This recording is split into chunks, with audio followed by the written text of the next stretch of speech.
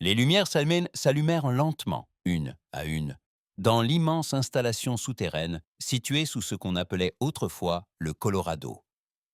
Le docteur Sarah Chen sentit une douce chaleur se répandre dans son corps, tandis que la capsule d'hibernation relâchait son emprise sur ses cellules. Ses poumons se gonflèrent à Punta à la première véritable inspiration depuis 10 000 ans. Le processus dura 1 heure. L'esprit de Sarah se dégagea peu à peu du brouillard du sommeil profond. Elle se souvenait de tout. Le soleil s'éteignait, libérant d'immenses éruptions de radiation qui stériliseraient la flotte et la surface de la Terre pendant des siècles. L'humanité avait fait un choix. Elle dormirait pendant la tempête et se réveillerait lorsque le retour serait sans danger. Autour d'elle, d'autres capsules s'ouvraient. Des scientifiques, des ingénieurs, des médecins et des dirigeants se réveillaient dans des installations disséminées à travers le système solaire. Sarah consulta son écran neuronal. La date lui donna le vertige. Ils avaient endormi pendant 247 ans. Rapport de situation, murmura-t-elle d'une voix rauque. L'intelligence artificielle du centre répondit aussitôt. Bienvenue, Dr. Chen. Tous les systèmes principaux sont fonctionnels. Niveau de radiation normaux. La biosphère terrestre a retrouvé son niveau d'avant la crise. Activité solaire, stable. Sarah sortit de la capsule, les muscles faibles mais fonctionnels. La technologie d'hibernation avait parfaitement fonctionné. Elle était la première humaine à se réveiller. C'était voulu. En tant que responsable scientifique, elle devait évaluer la situation avant que d'autres ne la rejoignent. Elle parcourut les installations, les jambes tremblantes, chaque pas lui donnant un peu plus de force. L'IA avait tout maintenu en place. L'air était pur. Les systèmes fonctionnaient à plein régime. Des jardins cultivés par des systèmes automatisés fournissaient de la nourriture. C'était miraculeux. Mais quelque chose clochait. IA, montre-moi les capteurs externes. Que se passe-t-il dehors? Les écrans s'illuminèrent de données qui coupèrent le souffle à Sarah. Le système solaire était en pleine activité. Une activité non humaine. Les capteurs ont détecté des milliers de vaisseaux, des centaines de stations et des dizaines de colonies à travers le système solaire externe. Des signatures énergétiques qu'elles ne reconnaissaient pas. Des schémas de communication dans des langues que les ordinateurs terrestres étaient incapables de traduire. Des contacts inconnus, rapporta calmement l'IA. Ils ont commencé à apparaître il y a environ 8 000 ans. Ils ont établi une présence permanente dans la ceinture de Kuiper, la ceinture d'astéroïdes et le système de Jupiter. Plusieurs tentatives d'approche de la Terre ont été déjouées par les systèmes de défense automatisés, conformément à leur programmation. Les mains de Sarah tremblaient, tandis qu'elle consultait davantage de données. Le système solaire externe grouillait de civilisations extraterrestres.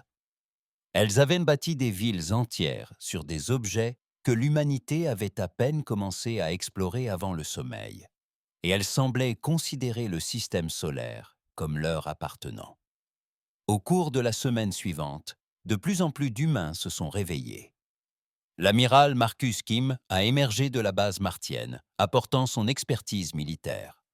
La gouverneure Yuki Tanaka s'est réveillée sur la base lunaire. Ses compétences administratives étaient immédiatement requises. L'ingénieur en chef David Okonkwo s'est activé depuis la station orbitale. Sa connaissance des systèmes de défense était cruciale. Ils ont tenu leur première réunion du Conseil par visioconférence, chaque dirigeant apparaissant sous forme d'hologramme dans le centre de commandement principal mis en place par Sarah. « C'est pire que ce que nous pensions », dit l'amiral Kim, le visage grave. « J'ai examiné les rapports de défense. Ces extraterrestres testent nos limites depuis des millénaires. Ils ont répertorié nos armes. Ils ont étudié nos balises d'alerte. Et ils en ont conclu que nous ne représentions aucune menace. » Yuki afficha une traduction que l'IA avait finalement réussi à obtenir. « Regardez ça. Ça vient d'une organisation appelée le Conseil galactique. Ils appellent nos systèmes automatisés, ces systèmes automatisés, les sentinelles silencieuses. Ils pensent que nous avons disparu. Ils ont transformé notre planète en site archéologique. » L'hologramme de David montrait des images de caméras externes. Des vaisseaux extraterrestres circulaient librement dans le système solaire externe. Certains exploitaient des astéroïdes. D'autres semblaient être des vaisseaux touristiques, emmenant des visiteurs admirer la Terre depuis l'orbite. Une publicité interceptée par l'IA promettait un aperçu de la mystérieuse civilisation humaine disparue. « Ils nous traitent comme un musée », murmura Sarah. « Comme si nous étions déjà morts », répondit l'amiral Kim en consultant des données tactiques. La bonne nouvelle, c'est que nos défenses ont fonctionné. Tous les signaux d'alerte sont toujours actifs. Tous les satellites sont toujours opérationnels.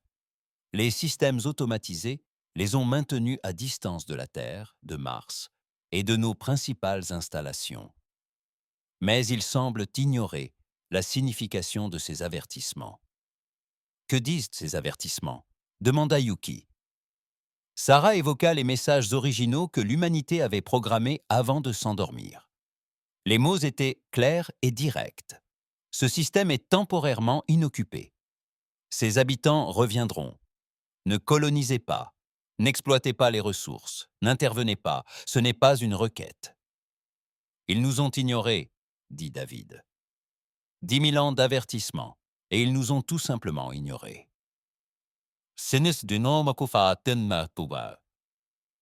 L'amiral Kim se pencha avant, parce qu'ils ne croient pas que nous reviendrons. Pour eux, nous sommes partis pour toujours. Ils ont créé des lois, établi des territoires et bâti des colonies entières. À leurs yeux, ce système leur appartient désormais. Sarah sentit la colère monter en elle. C'était le foyer de l'humanité. Chaque planète, chaque lune, chaque astéroïde avait été cartographié et nommé par des explorateurs humains. Ses ancêtres étaient morts pour protéger ce système. Ils avaient construit des armes pour le défendre, et ils s'étaient volontairement endormis plutôt que d'abandonner la Terre à une mort solitaire. Désormais, des étrangers vivaient ici, des étrangers qui croyaient l'humanité disparue. « Nous avons 2 options », déclara l'amiral Kim. « Nous pouvons les contacter pacifiquement et négocier, ou nous pouvons leur rappeler la raison de ces avertissements. Nous devrions privilégier la voie diplomatique. » Sarah rétorqua. « Nous ignorons leurs intentions. Peut-être partiront-ils pacifiquement. » David secoua la tête. « J'ai analysé leurs activités minières. Ils ont extrait des milliards de tonnes de ressources de nos astéroïdes. Ils ont établi des habitats permanents sur nos lunes. Ils ne vont pas plier bagages et partir simplement parce qu'on le leur demande gentiment. » Yuki les observa un à un. Et si on leur montrait qu'on est de retour? Si on leur offrait une démonstration qu'ils ne pourraient ignorer? L'amiral Kim sourit, mais son sourire n'était pas amical. J'espérais justement que quelqu'un le suggérerait. Nos ancêtres ont construit des armes capables de nous défendre contre des menaces qu'ils ne pouvaient même pas imaginer. Ces extraterrestres pensent que nos défenses sont primitives. Imaginez un peu, ces extraterrestres pensent que nos défenses sont primitives. Montrons-leur ce dont la technologie humaine primitive est réellement capable. Sarah voulait protester, mais elle n'y arrivait pas. Elle avait vu les images de touristes extraterrestres prenant des photos de la Terre comme s'il s'agissait d'un monument abandonné. Elle avait lu leurs articles de recherche sur l'espèce humaine disparue avec un intérêt académique désinvolte. Elle les avait vus ignorer avertissement après avertissement. « Combien de temps leur donnons-nous » demanda-t-elle. « 72 heures, répondit l'amiral Kim. Nous réveillons tout le monde. Nous remettons tous les systèmes en marche. Nous envoyons un message dans leur langue et nous leur donnons 3 jours pour quitter notre domicile. »« Et s'ils ne partent pas » demanda Yuki. L'expression de l'amiral Kim se durcit. Ensuite, ils apprendront ce qui arrive lorsqu'on réveille une espèce endormie entourée d'armes. Ils apprendront que les humains n'ont pas à poser d'avertissement sur leurs portes, par peur des visiteurs. Nous les avons mis là parce que nous savions exactement ce que nous ferions à quiconque n'en aurait pas, mis par peur des visiteurs. Nous les avons placés là parce que nous savions exactement ce que nous ferions à quiconque désobéirait. Le vote fut unanime. L'humanité annoncerait son retour. La galaxie avait oublié ce dont les humains étaient capables. Il était temps de s'en souvenir. Le coordinateur Thresh ajusta les capteurs pour la 100e fois ce matin-là. Le scientifique Vaelith avait consacré 40 ans à l'étude des sentinelles silencieuses du système solaire. Pour la majeure partie de la galaxie, il ne s'agissait que d'anciens satellites de défense, vestiges d'une civilisation disparue. Pour Tresh, c'était de fascinants mystères. La station de recherche flottait aux confins du système, à une distance de sécurité des défenses automatisées. Le règlement du Conseil galactique exigeait que toutes les installations de recherche maintiennent cette distance. Les sentinelles silencieuses avaient détruit 3 vaisseaux au cours des siècles pour s'être aventurés trop près des planètes intérieures. Personne ne voulait être le 4e. « Le vaisseau de ravitaillement arrive », annonça son assistante Mira. Tresh leva les yeux de ses instruments. La jeune pilote Korati, nommée Vessa, était arrivée en début de semaine. D'habitude, elle apportait des nouvelles intéressantes des colonies intérieures, ainsi que leurs provisions. Le vaisseau de Vessa accosta sans encombre. Elle entra dans la station avec son énergie joyeuse habituelle, poussant des conteneurs de nourriture et de matériel. Mais aujourd'hui, son expression semblait inquiète. Quelque chose n'allait pas. Mais aujourd'hui, son expression semblait inquiète. « Quelque chose ne va pas ?» demanda Tresh. Vessa hésita. « Peut-être rien. Mais j'ai reçu d'étranges nouvelles du système solaire interne, des fluctuations de puissance près de Mars, des relevés d'énergie inhabituels à la surface de la Terre. Certaines équipes minières de la ceinture d'astéroïdes disent que les anciens satellites habités se comportent différemment. » Tresh fit un geste de la main, comme pour balayer la question d'un revers de main. Ces systèmes ont 10 000 ans. Forcément, ils se dégradent. C'est incroyable qu'ils aient tenu aussi longtemps. Ma grand-mère disait toujours quelque chose, murmura Vessa. Elle étudiait les espèces disparues. Elle me répétait sans cesse. Ne crois jamais que les défenses d'une espèce resteront silencieuses éternellement. Si elles ont été conçues pour durer, c'est qu'elles comptent bien revenir. Tresh laissa échapper un rire cristallin, un son naturel pour Vaelith. Ce ne sont que des superstitions ancestrales, Vessa. Aucune espèce ne peut survivre à 10 000 ans d'hibernation. Les seules exigences biologiques seraient impossibles. Les humains ont disparu. Ils sont morts dans une catastrophe, quelle qu'elle soit, foudroyés, leur étoile. Mais Vessa n'avait pas l'air convaincue.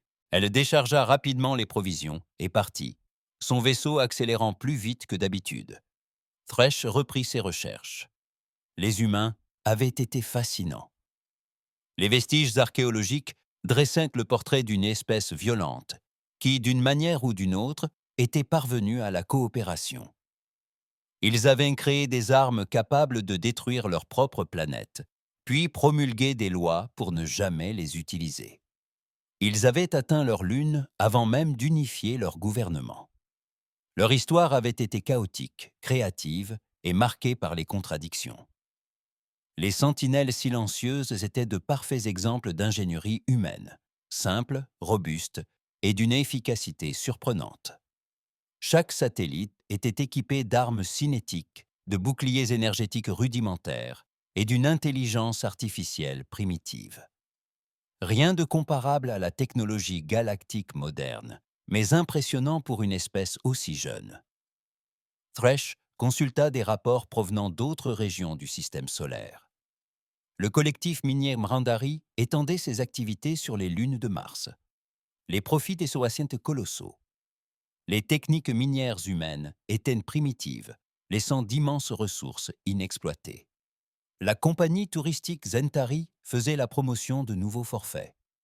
Visiter le berceau de l'humanité, découvrir les cités préservées de la Terre, marcher sur les traces des anciens. Les billets se vendaient bien.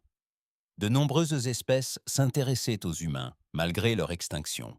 Des institutions académiques avaient établi des stations d'observation autour du système. Les universités étudiaient la question humaine. Comment une espèce aussi violente avait-elle pu atteindre l'espace sans s'autodétruire au préalable? La théorie dominante était qu'elle ne l'avait pas fait. Quelque chose l'avait anéanti. Probablement leurs propres armes. suggéra le communicateur de Thresh. C'était un message du quartier général du Conseil galactique. Ils approuvaient l'expansion des opérations dans le système solaire, davantage de droits miniers, davantage de permis touristiques. Le système devenait très rentable. Coordinateur Thresh, permis. Le système devenait très rentable. Coordinateur Thresh, vous êtes autorisé à établir des postes d'observation plus rapprochés. Les sentinelles silencieuses n'ont manifesté aucune activité hostile depuis plus de 200 ans. Le Conseil estime qu'elles sont enfin en train de se dégrader. Nous réduisons les zones réglementées. Thresh était enthousiaste. Un accès plus direct permettrait de meilleures recherches. Il pourrait enfin étudier les satellites de près, voire en récupérer un pour une analyse approfondie. C'était l'occasion de sa vie. Il se mit aussitôt à élaborer des plans. La station de recherche se rapprocherait de l'espace. De nouveaux réseaux de capteurs seraient mis en place. Peut-être pourrait-il même atterrir sur Terre et explorer les villes humaines de visu. Le lendemain, Thresh tint une réunion avec d'autres chercheurs du système. Des projections holographiques montraient des mineurs Mrandari, des voyagistes Jantari et des observateurs et universitaires d'une douzaine d'espèces. Le Conseil a approuvé un accès élargi, annonça Thresh. C'est un moment historique. Nous allons enfin pouvoir étudier les humains en détail, déclara Cross, un superviseur Mrandari. Mes équipes souhaitent explorer les astéroïdes internes depuis des années. Leur richesse en minéraux est incroyable. Avec des restrictions allégées, nous pourrions tripler notre production, a ajouté un représentant de Gentari. Nous avons des clients qui souhaitent visiter la surface de la Terre. Les cités préservées constitueraient des destinations exceptionnelles. Imaginez-vous déambuler dans un véritable village. Du ponce, mais l'enthousiasme n'était pas général. Un observateur militaire Velkrine âgé, nommé Cortus, exprima son inquiétude. Les sentinelles ont détruit 3 vaisseaux. Elles sont peut-être anciennes, mais elles restent dangereuses. La prudence est de mise. C'était il y a des siècles, rétorqua Thresh. Les systèmes se dégradent. Les fluctuations de puissance mentionnées par Vessa sont des signes de défaillance et non d'activité accrue. Nous n'avons rien à craindre des machines hors service. La réunion s'est conclue par un accord. Les opérations allaient s'étendre. Davantage de vaisseaux allaient pénétrer dans le système solaire interne. Le système solaire serait enfin pleinement intégré à la civilisation galactique. Au cours des semaines suivantes, l'activité dans le système solaire augmenta considérablement. Des vaisseaux miniers investirent massivement la ceinture d'astéroïdes. Des vaisseaux touristiques commencèrent à proposer des survols rapprochés de la Terre. Des équipes de recherche préparèrent des expéditions à la surface de Mars. Thresh rapprocha sa station de la Terre, s'installant près de la Lune. Le spectacle était grandiose. La Terre se déployait en contrebas, bleue et verte, d'une beauté à couper le souffle. La planète mère de l'humanité s'était remarquablement remise de la catastrophe qui l'avait frappée. Les systèmes de préservation automatisés avaient parfaitement rempli leur rôle. Il entreprit des analyses détaillées des sentinelles voisines. Elles étaient plus complexes qu'il ne l'avait imaginé. Les systèmes d'alimentation étaient non toujours actifs, puisant leur énergie à des sources qu'ils ne parvenaient pas à identifier. Les armes étaient fonctionnelles, bien qu'espérons-le, inactives. Les systèmes d'IA étaient étonnamment sophistiqués pour une conception aussi ancienne. Un soir, Vessa livra de nouveau des provisions. Elle semblait encore plus inquiète qu'auparavant. « Les fluctuations s'aggravent, dit-elle. Les capteurs, de peur. Mon vaisseau ont détecté d'importantes surtensions provenant du système interne. Toutes les sentinelles à portée présentent une activité accrue. Coordonnatrice, je pense que nous devrions nous replier. » Thresh examina les données qu'elle lui avait fournies. Elle avait raison. Les niveaux d'énergie augmentaient partout. Mais il l'interprétait autrement. Les systèmes sont en train de dysfonctionner de façon catastrophique. C'est ce qui arrive aux vieilles technologies. Elles s'emballent avant de mourir. Ou avant de se réveiller. Vessa dit doucement. « Il n'y a rien à réveiller, insista Thresh. Les humains ont disparu. Ce ne sont que de vieilles machines qui tombent en panne. » Mais cette nuit-là, Thresh ne put pas dormir. Il lança des simulations, analysa des données et passa en revue l'histoire de l'humanité. Une phrase de Vessa le hantait. L'avertissement de sa grand-mère concernant les espèces qui comptaient revenir. Il consulta les messages d'avertissement originaux, ceux que les sentinelles diffusaient encore sur d'anciennes fréquences radio. Il les avait lus 1000 fois, mais à présent, il les relut avec un regard neuf. Ce système est temporairement inoccupé. Ses habitants reviendront. Ne colonisez pas, n'exploitez pas les ressources, n'intervenez pas. Ceci n'est pas une requête. Temporairement inoccupés, reviendront. Pas, pourraient revenir. Pas, si nous survivons, reviendront. Thresh sentit un frisson le parcourir. Et si les humains n'avaient pas averti les autres de rester à l'écart par crainte d'une invasion? Et s'ils l'avaient fait pour leur propre sécurité? Il s'apprêtait à contacter le conseil pour leur faire part de ses inquiétudes, lorsque toutes les alarmes de sa station se déclenchèrent simultanément. Ses écrans affichèrent des données incohérentes. Tous les sentinelles silencieuses du système s'étaient activées en même temps. Les niveaux d'énergie étaient hors échelle, les systèmes d'armement opérationnels, et quelque chose émettait depuis la surface de la Terre. Un message. En langue galactique commune parfaite. Une langue qui ne serait inventée que 8000 ans après la disparition supposée de l'humanité. Ici, l'amiral Marcus Kim de la Coalition humaine unie. Vous occupez actuellement le système solaire sans autorisation. Vous disposez de 72 heures pour évacuer tout le personnel et le matériel. Tout manquement à cette consigne entraînera des mesures défensives. Thresh fixa le message, horrifié. Les humains n'avaient pas disparu. Ils n'étaient jamais partis. Ils dormaient. Et maintenant, ils étaient réveillés. Le message parvint simultanément à tous les vaisseaux extraterrestres du système solaire, vaisseaux touristiques près de la Terre, stations minières dans la ceinture d'astéroïdes, centres de recherche sur les planètes extérieures. Tous entendirent les paroles de l'amiral Kim, parfaitement traduites dans leurs langues respectives. Au centre de Cyr, commandement humain, Sarah observait les réactions affluer. Panique, incrédulité, confusion. Certains extraterrestres pensaient à un canular. D'autres ont immédiatement lancé des évacuations d'urgence. La galaxie avait oublié l'existence des humains. Et voilà qu'on la leur rappelait brutalement. « 72 heures !» répéta l'amiral Kim, debout devant l'écran tactique. Cela leur laisse 3 jours pour faire leur bagage et partir pacifiquement. Après cela, nous avons fait respecter nos limites. Sarah était toujours mal à l'aise face à cette approche agressive. Marcus, nous pourrions négocier, établir des relations diplomatiques. Ils ne savaient pas que nous revenions. Ils ont ignoré nos avertissements, a déclaré David depuis son poste. Chaque balise, chaque message, chaque réponse automatique leur disait de rester à distance. Ils s'en fichaient. Ils traitaient notre foyer comme une propriété abandonnée. Yuki surveillait les communications des extraterrestres. Le Conseil galactique convoque une réunion. Ils veulent discuter de nos revendications sur le système. Ils emploient un jargon juridique. Il est question de 10 000 ans d'absence, équivalent à un abandon. Le visage de l'amiral Kim se durcit. Qu'ils parlent de leurs lois. Nous n'avons pas accepté ces lois. Nous étions là les premiers. Nous ne sommes jamais partis. Nous nous sommes juste endormis. Et maintenant, nous sommes réveillés. Au cours des 24 heures suivantes, la situation a rapidement dégénéré. Certains extraterrestres ont commencé à partir immédiatement, surtout les petites opérations et les vaisseaux indépendants. Mais les grandes entreprises et les installations gouvernementales n'ont pas cédé. Ils ont contacté leurs gouvernements respectifs. Ils ont déposé des plaintes. Ils ont exigé des négociations. Le Conseil galactique a envoyé une réponse officielle. Il a reconnu le retour de l'humanité, mais a affirmé que le système solaire avait été légalement intégré à sa juridiction il y a 4000 ans. Il a proposé de discuter d'une gouvernance partagée et de réparation pour les déplacements de population. Sarah lut le message avec une colère grandissante.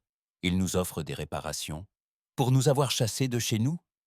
Ils ne vont pas les choses ainsi, expliqua Yuki. Selon leur système juridique, nous l'avons abandonné. Ils ont réglé l'affaire par la voie légale. De leur point de vue, nous sommes les envahisseurs. L'amiral Kim envoya une réponse laconique au Conseil. Non, À l'approche de l'échéance, les extraterrestres ne montraient aucun signe de départ. Non, à l'approche de l'échéance, les extraterrestres ne montraient aucun signe de départ. L'exploitation minière se poursuivait. Les stations de recherche restaient en place. Les vaisseaux touristiques continuaient leur traversée. Ils prenaient l'humanité au mot. Ils ne pensent pas que nous ferons quoi que ce soit, observa David. Ils ont étudié nos armes. Ils pensent que les sentinelles sont primitives. Ils ne croient donc pas que nous représentions une réelle menace. Alors nous allons leur montrer. L'amiral Kim dit calmement.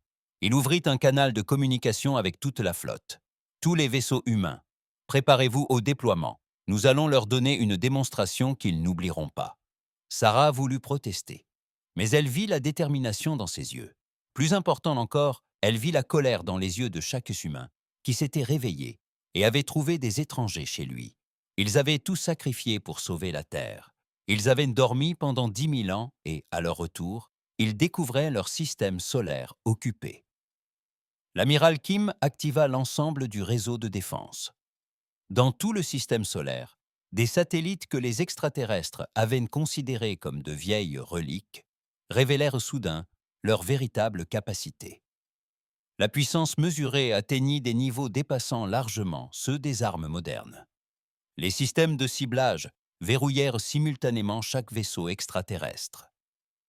Les canons électromagnétiques, d'apparence simple, étaient en réalité des armes relativistes capables d'accélérer des projectiles à une fraction significative de la vitesse de la lumière.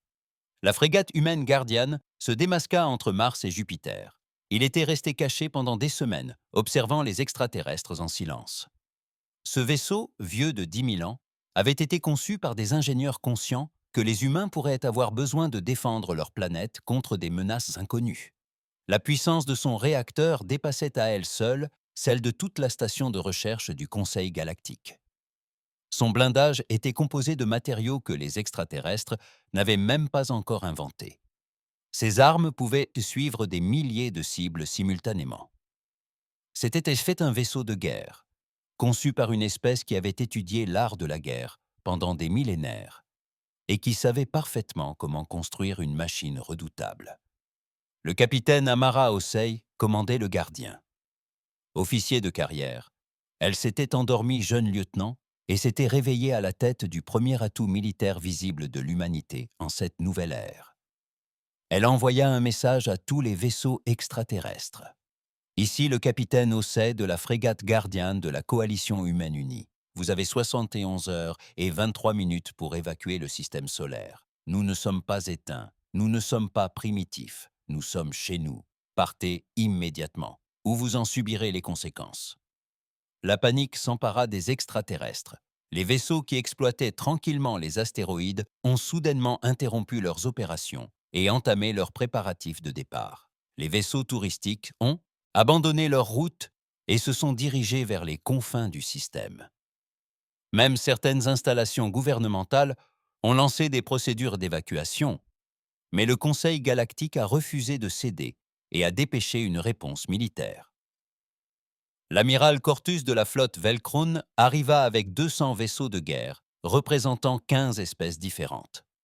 Officiellement, il s'agissait d'une force de maintien de la paix, mais chacun connaissait leur véritable nature.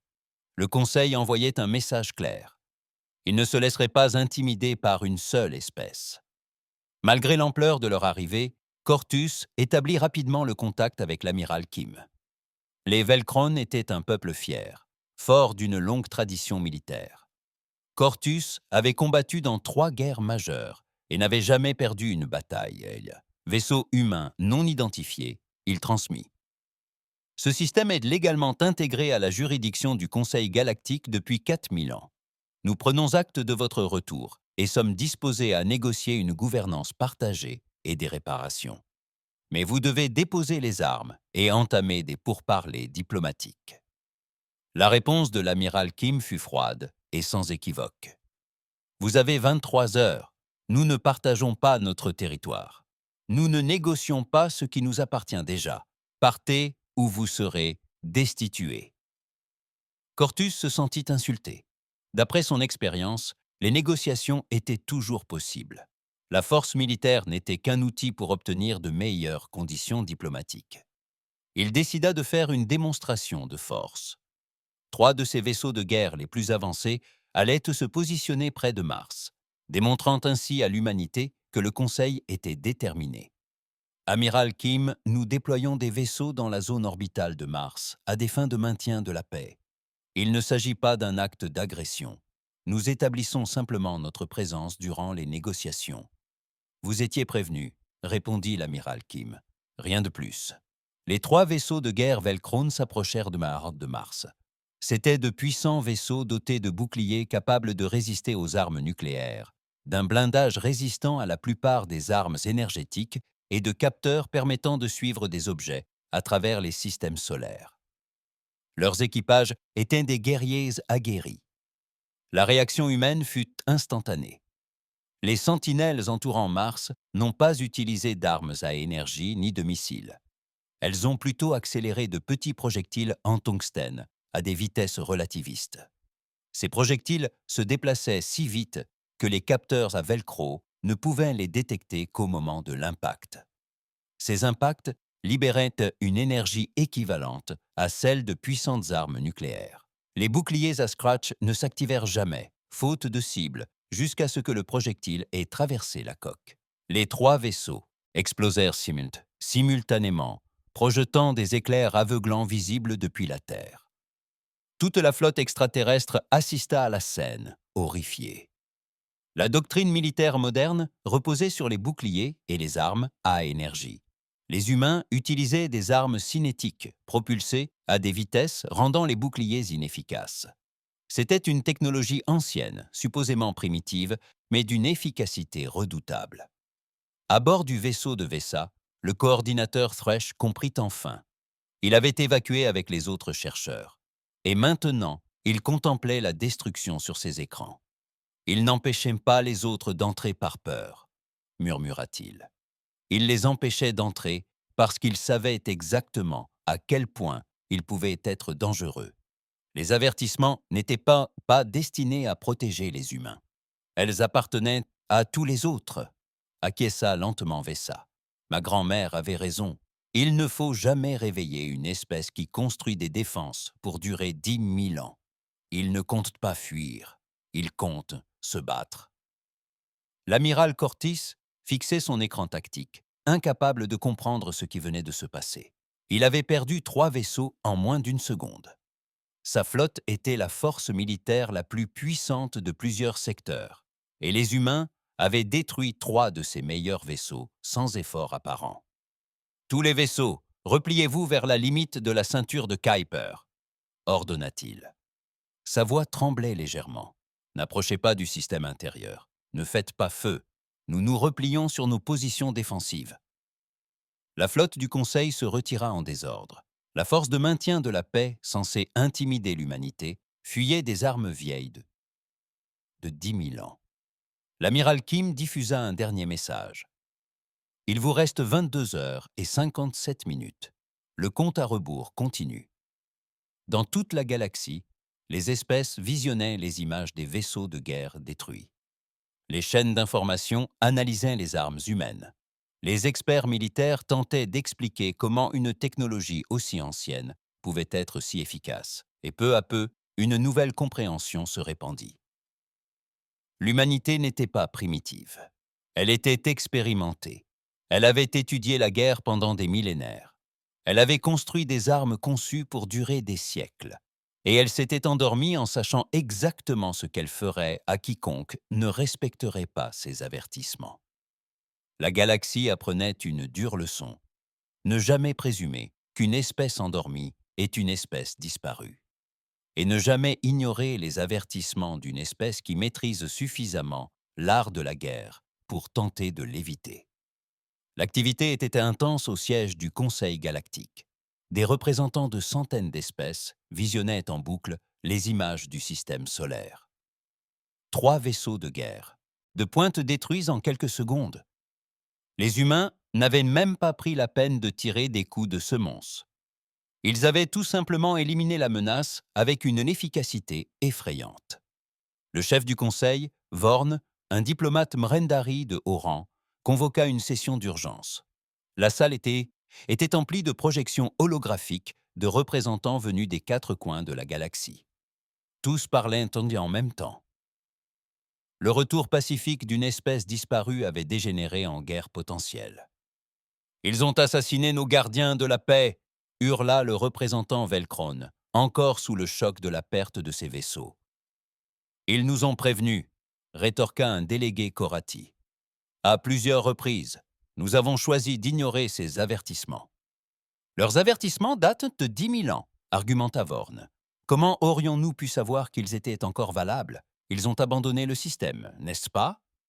La question venait d'un historien âgé nommé Prête. J'ai relu les messages originaux. Il disait « Temporairement inoccupés, les habitants reviendront. » Ce ne sont pas les paroles d'une espèce qui abandonne son foyer. Ce sont les paroles d'une espèce qui projette de revenir. Von a sorti des documents juridiques. La loi du Conseil est claire. 10 000 ans d'absence constituent un abandon. Nous avons établi des colonies, des routes commerciales et des exploitations de ressources.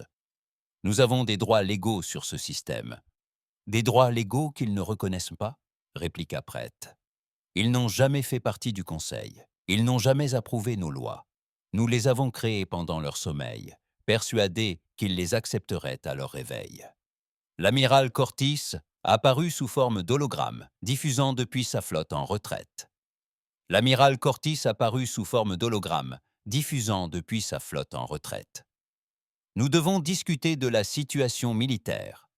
Les armes humaines sont sans précédent dans notre arsenal actuel. Elles utilisent l'énergie cinétique relativiste.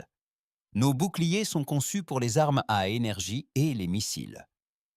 Elles sont totalement inefficaces contre des projectiles se déplaçant à cette vitesse. Un analyste militaire a évoqué des démonstrations tactiques. Les humains disposent de centaines de ces plateformes d'armes dans tout leur système, chacune capable d'engager plusieurs cibles. Selon nos estimations, elles pourraient détruire une flotte de plusieurs milliers de vaisseaux avant que nous puissions riposter efficacement. Le silence se fit dans la salle. Plusieurs milliers de vaisseaux.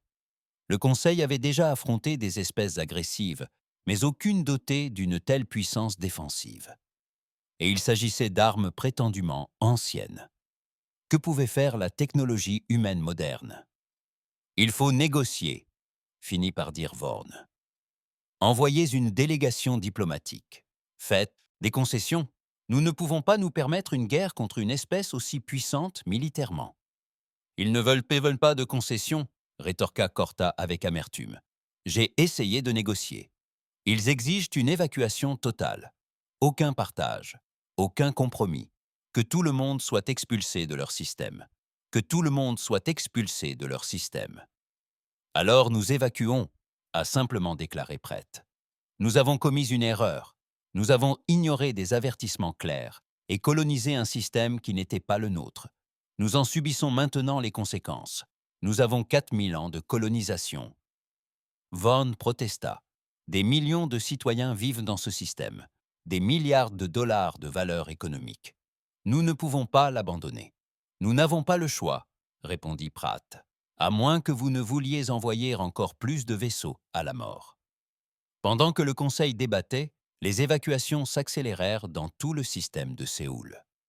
Les opérations minières Rendari pliaient bagages à la hâte, abandonnant le matériel qu'elles ne pouvaient pas déplacer assez rapidement. Les compagnies touristiques Zuntari annulèrent tous les vols et commencèrent les remboursements. Les stations de recherche ont transmis leurs dernières données avant d'entamer les procédures d'arrêt. VESA a contribué à coordonner les évacuations, son petit vaisseau effectuant sans relâche des allers-retours entre les stations et les plus gros transporteurs. Lors d'une de ces traversées, elle a croisé le coordinateur Thresh et l'a aidé à transférer ses dernières données de recherche. 40 ans de travail, a murmuré Thresh avec tristesse, tandis qu'il regardait le système solaire s'éloigner derrière eux. Tout a disparu. « Tu es encore en vie », fit remarquer Vesa, contrairement à ses 3 équipages de vaisseaux de guerre. Ma grand-mère disait toujours qu'on peut toujours recueillir de nouvelles données, mais qu'on ne peut pas revenir d'entre les morts, acquiesça Trèche. Ta grand-mère avait raison. J'aurais dû t'écouter au sujet des fluctuations de courant. Les signes étaient là. Je ne voulais tout simplement pas les voir. Aucun de nous ne les a vus, ajouta Vessa. Nous voulions croire que les humains avaient disparu, car cela simplifiait les choses. Nous pouvions étudier leurs objets, utiliser leurs ressources, explorer leur monde. Nous ne voulions pas envisager qu'ils puissent revenir furieux. Sont-ils furieux? Demanda Trèche. Ou simplement protecteurs? Vesa réfléchit. Les deux, je crois. Imaginez-vous vous endormir chez vous et vous réveiller pour découvrir que des inconnus ont emménagé, utilisé toutes vos affaires et déclaré que tout leur appartient désormais parce que vous étiez absent trop longtemps. Tandis que les vaisseaux fuyaient contre le système solaire, le compte à rebours humain se poursuivait. 20 heures, 15 heures, 10 heures. Les évacuations se déroulaient certes bien, mais tout le monde ne pouvait pas partir à temps. Certaines installations étaient trop vastes pour être évacuées rapidement. Certaines espèces se sont déplacées plus lentement que d'autres, et certaines ont tout simplement refusé de croire que les humains mettraient réellement leurs menaces à exécution. Une plateforme minière Mrendari, située dans la ceinture d'astéroïdes, a envoyé un message au Conseil. Leur évacuation prendrait une semaine supplémentaire. Ils ont demandé une prolongation du délai. Il y avait des familles à bord, des civils innocents. Le Conseil a transmis la demande à l'amiral Kim. Sa réponse fut brève. Vous avez 8 heures. Évacuez immédiatement ou vous en subirez les conséquences. Aucun délai supplémentaire ne sera accordé. Sarah l'a confronté au centre de commandement. Marcus, il y a des enfants sur cette plateforme. On ne peut pas tuer des civils comme ça. Ils ont 8 heures, a-t-il répété. C'est largement suffisant pour évacuer les gens de cette plateforme et les faire embarquer sur les navires d'évacuation. S'ils sont encore là à l'expiration du délai, c'est qu'ils ont choisi de rester. Un seul mais. Pas de mais, Sarah. Nous leur avons donné 3 jours. Nous les avons clairement avertis. Nous leur avons montré ce qui arrive quand on nous ignore. Si nous prolongeons le délai, cela leur donnera l'impression que nous ne sommes pas sérieux, qu'on puisse nous manipuler. Toutes les autres espèces vont commencer à demander des prolongations. Avant même qu'on s'en rende compte, on négociera pendant des années, pendant qu'elles continueront à vivre chez nous. David l'appuya. Sarah, je comprends ton inquiétude. Mais l'amiral a raison. Nous devons faire preuve de fermeté maintenant. Sinon, ce combat sera sans fin. Une seule échéance. Une seule réponse. Claire et décisive, ajouta Yuki d'une voix calme. La plateforme appartient à une multinationale. Ils pourraient envoyer des vaisseaux d'évacuation immédiatement. Ils parient sur le fait que nous n'ouvrirons pas le feu sur les civils. Ils utilisent ces familles comme boucliers humains. Sarah eut la nausée. Ils utilisent ces familles comme boucliers humains. Sarah eut la nausée. La politique de cette nouvelle galaxie était complexe et impitoyable. Mais elle en comprenait aussi la logique. L'humanité devait immédiatement établir des limites, sous peine de passer des décennies à se battre pour le respect. La corporation Mrandari, comprenant que les humains ne bluffaient pas, envoya finalement des vaisseaux d'évacuation d'urgence. Ils évacuèrent leur personnel dans une précipitation frénétique, abandonnant tout leur équipement et leurs ressources. La plateforme fut vidée avec 40 minutes d'avance. Alors que l'échéance approchait, l'amiral Kim lança un dernier message. Ici, l'amiral Marcus Kim. Vous avez 10 minutes pour quitter le système solaire. Tout vaisseau, station ou membre d'équipage restant après ce délai sera considéré comme hostile et traité en conséquence. Sarah suivit le compte à rebours sur l'écran principal. 10 minutes, 9 minutes, 8 minutes. Les vaisseaux fuyaient toujours. Leurs moteurs tournaient à plein régime tandis qu'ils fonçaient vers la frontière. Certains n'y parviendraient pas. Quelques stations de recherche avaient été abandonnées avec du personnel à bord. Les vaisseaux d'évacuation arrivèrent trop tard. 5 minutes, 4 minutes, 3 minutes. Amiral, rapporta Yuki, nous avons encore 17 vaisseaux et 3 stations à l'intérieur de la frontière. 2 vaisseaux rencontrent des problèmes de moteur. Sur une station, 23 membres d'équipage ont raté leur navette d'évacuation. La main de l'amiral Kim planait au-dessus du déclencheur de l'arme. Sarah pouvait lire l'angoisse dans ses yeux. Il ne voulait tuer personne, mais il avait fait une promesse, et la galaxie entière avait les yeux rivés sur lui. Contactez ses vaisseaux et ses stations, ordonna-t-il. Dites-leur qu'ils ont 3 minutes pour se rendre et demander l'asile. S'ils le font, nous les ferons prisonniers. Sinon, nous ouvrons le feu. Le message fut diffusé. 2 minutes restantes. Les vaisseaux endommagés se rendirent immédiatement, soulagés d'avoir cette possibilité. Une seule station s'est rendue, mais 2 stations et un vaisseau refusèrent, soit parce qu'ils n'avaient pas reçu le message, soit parce qu'ils avaient choisi de l'ignorer. « 1 minute. Des ordres, monsieur ?» demanda l'officier d'armement. L'amiral Kim prit une inspiration. Feu! Les sentinelles silencieuses du système s'activèrent simultanément. Des projectiles relativistes sillonnèrent l'espace. Les 2 stations et le vaisseau disparurent dans des éclairs de lumière. Rapide, nette, définitive. La galaxie assista à l'exécution dans un silence stupéfait. Les humains avaient tenu parole. Aucune pitié, aucune exception. L'échéance était passée, et ils l'avaient respectée. Sur la station du Conseil, Vorn, abasourdi, contemplait son écran. Ils l'ont fait. Ils ont tué ces gens. Prit le regarda avec tristesse. Non, nous les avons tués. Nous avons ignoré leurs avertissements. Nous les avons poussés à bout. Nous avons traité leur foyer comme une propriété abandonnée. Ces morts sont de notre faute, Vorn, pas de la leur. L'amiral Cortus, observant la scène depuis sa flotte, sentit une froide compréhension l'envahir. Au cours de sa carrière, il avait affronté de nombreux ennemis. Certains étaient brutaux, d'autres tactiques, d'autres encore implacables. Mais jamais il n'avait rencontré un ennemi comparable à l'humanité. Elle ne voulait pas la guerre, elle avait tenté de l'éviter par des avertissements et des comptes à rebours. Mais, acculé, il n'hésitait pas. Ils ne négociaient pas. Ils ont agi avec une force écrasante. Ce ne sont pas des conquérants, dit-il à voix basse à son équipe. Ce sont des gardiens. Ils feront tout pour protéger leur foyer. Absolument tout.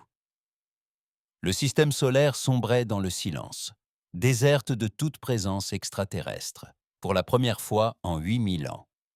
La frégate des gardiens patrouillait la frontière, s'assurant que chacun comprenne bien. Il s'agissait de l'espace humain. Les avertissements étaient fondés et l'humanité était éveillée. 3 semaines après l'échéance, le docteur Sarah Chen se rendit à la station neutre établie aux confins du système solaire. Le Conseil galactique avait demandé des négociations officielles.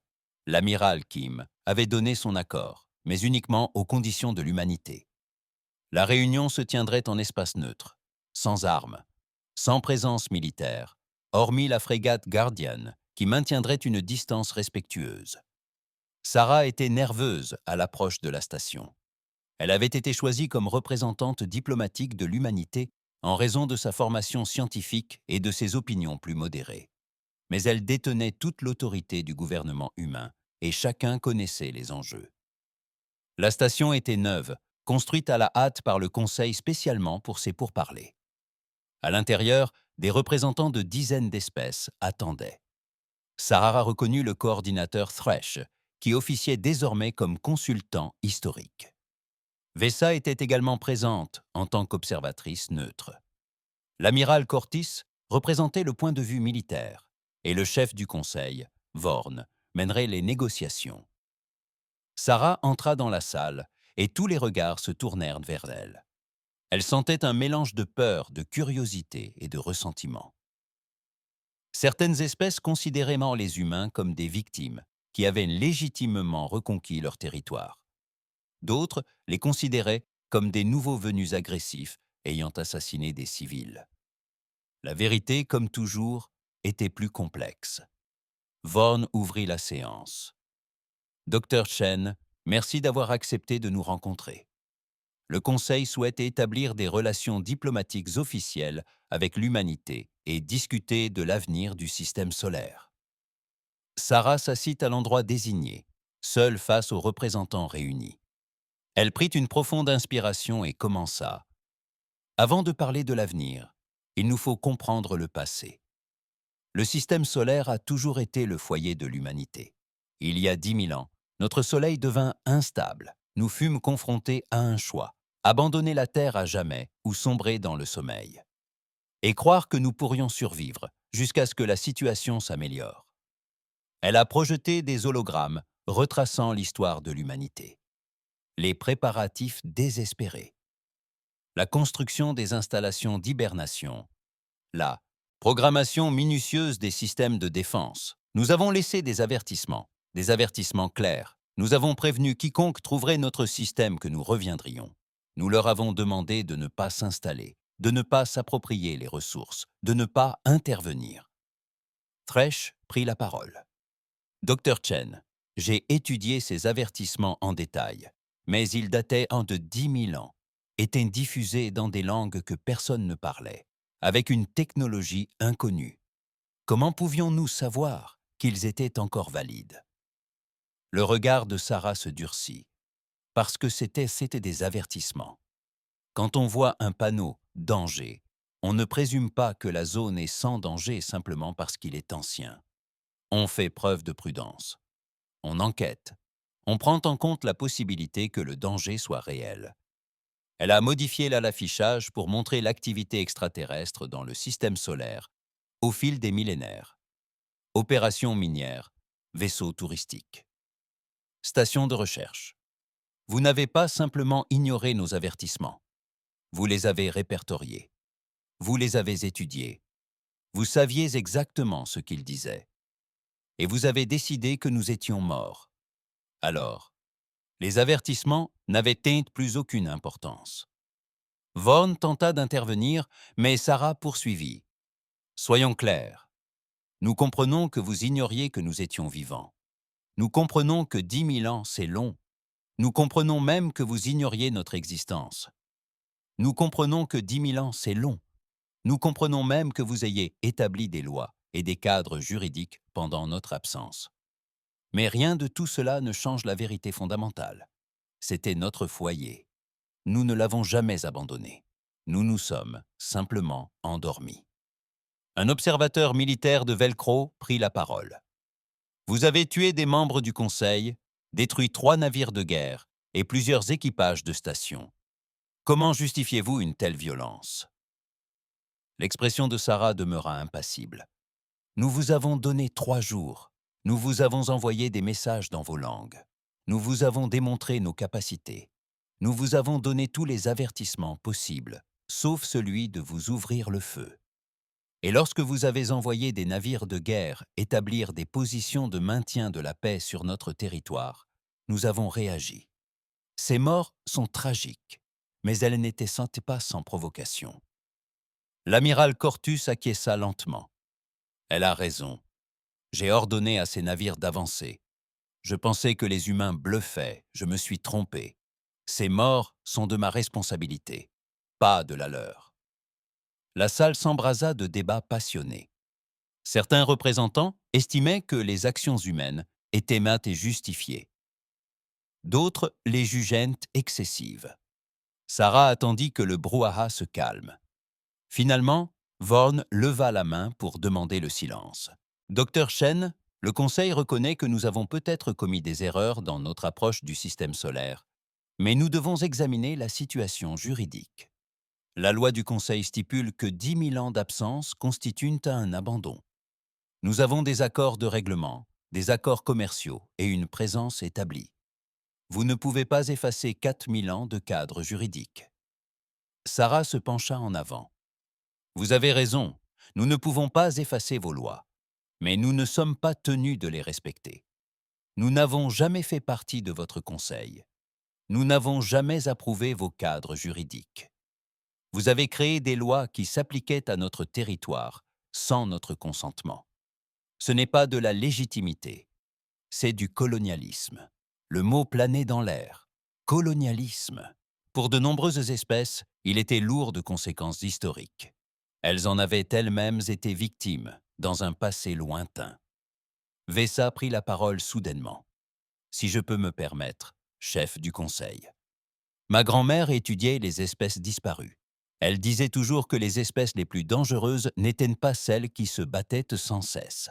C'étaient ceux qui ne combattaient qu'en cas de nécessité, car ils comprenaient parfaitement l'étendue des dégâts qu'ils pouvaient causer. Elle regarda Sarah.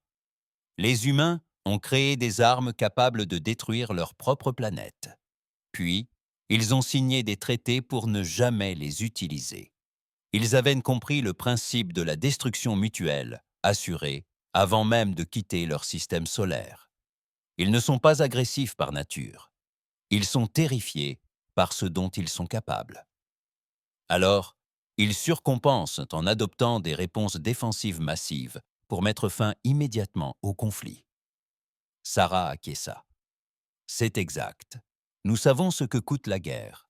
Nous l'avons étudiée en profondeur. Nous avons survécu à des guerres mondiales, des génocides et des périodes de quasi-extinction. Nous comprenons la violence d'une manière que la plupart des espèces ne comprendront jamais. C'est pourquoi nous nous efforçons tant de l'éviter. Et c'est pourquoi nous sommes si dangereux lorsque nous y sommes contraints, a ajouté Thresh. J'ai consacré 40 ans à l'étude de la culture humaine. Tout ce que Vesa a dit, et c'est vrai. Mais il y a plus. Les humains sont des bâtisseurs. Ce sont des explorateurs. Ils coopèrent. Toute leur histoire est celle de groupes concurrents qui finissent par trouver des moyens de collaborer. Ils aspirent à la paix. Mais ils se battront jusqu'à la mort pour protéger ce qui leur est cher.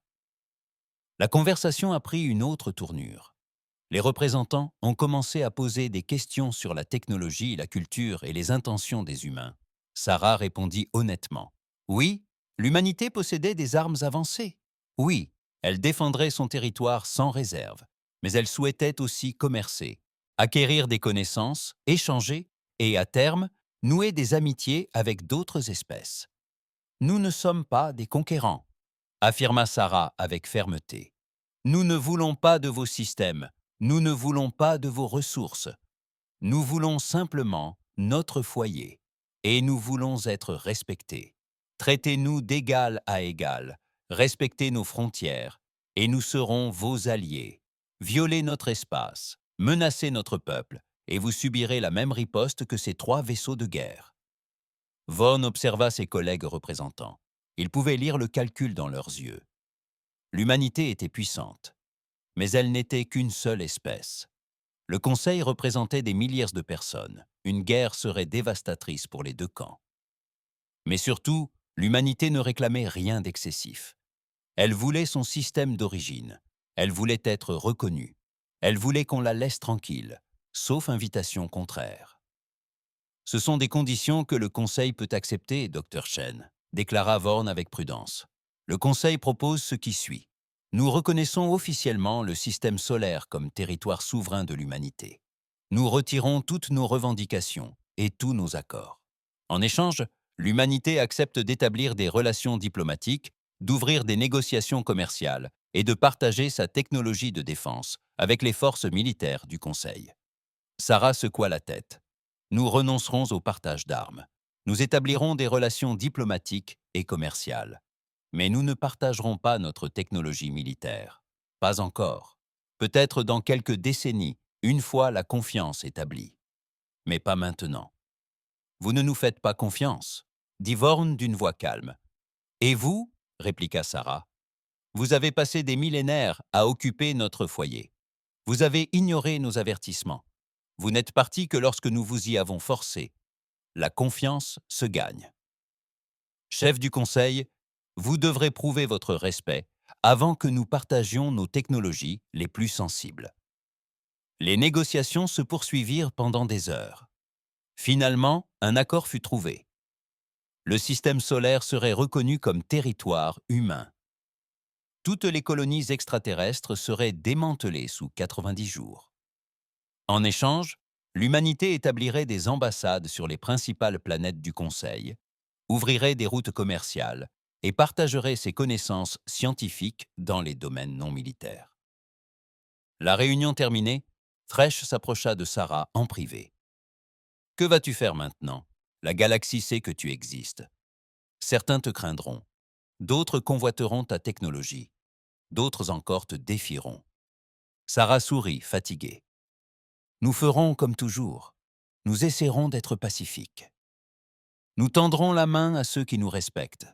Nous commercerons, partagerons nos connaissances et coopérerons avec ceux qui se montrent dignes de confiance. » Elle marqua une pause. « Mais nous garderons aussi nos armes prêtes, nos défenses solides et nos avertissements clairs. Vous nous demandez ce que nous ferons face aux menaces? Nous répondrons avec une force écrasante. Nous protégerons notre foyer, absolument, et nous ne laisserons jamais personne oublier que nous sommes là pour rester. » Vesa les rejoignit. La galaxie met à jour ses bases de données. L'humanité n'est plus considérée comme éteinte ou primitive.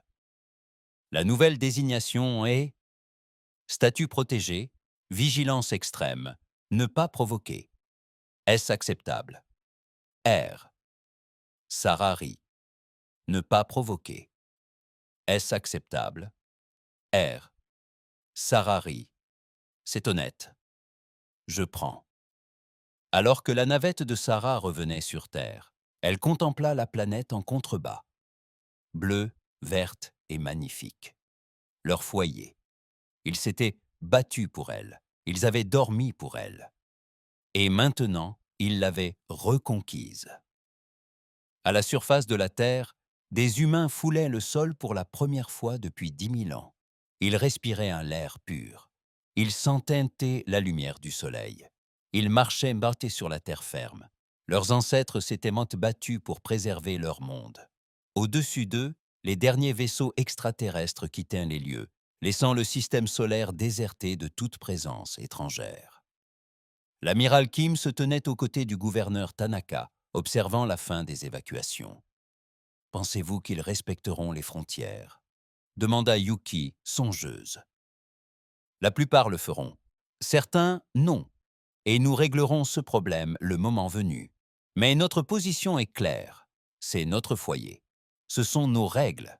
Et nous sommes prêts à les faire respecter. » À travers la galaxie, d'autres espèces découvraient l'histoire de l'humanité. Une espèce qui a survécu aux ères glaciaires, aux épidémies, aux guerres mondiales et à une quasi-extinction. Une espèce qui s'est endormie entourée d'armes et s'est réveillée prête à s'en servir. Une espèce qui aspirait désespérément à la paix, mais qui excellait terriblement dans l'art de la guerre. Vesa remit son rapport officiel au gouvernement Karati. Elle écrivit « J'ai été témoin du retour de l'humanité sur la scène galactique.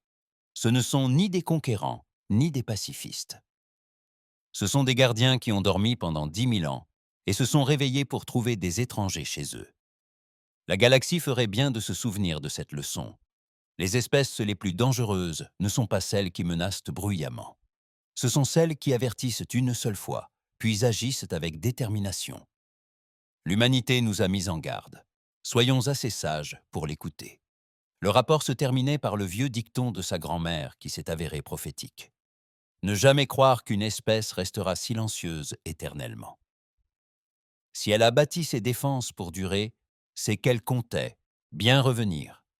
Et lorsqu'elle le fera, priez pour ne pas avoir ignoré ses avertissements. L'humanité s'est éveillée. La galaxie avait oublié le pouvoir destructeur de gardiens endormis. Désormais, elle ne l'oublierait plus jamais.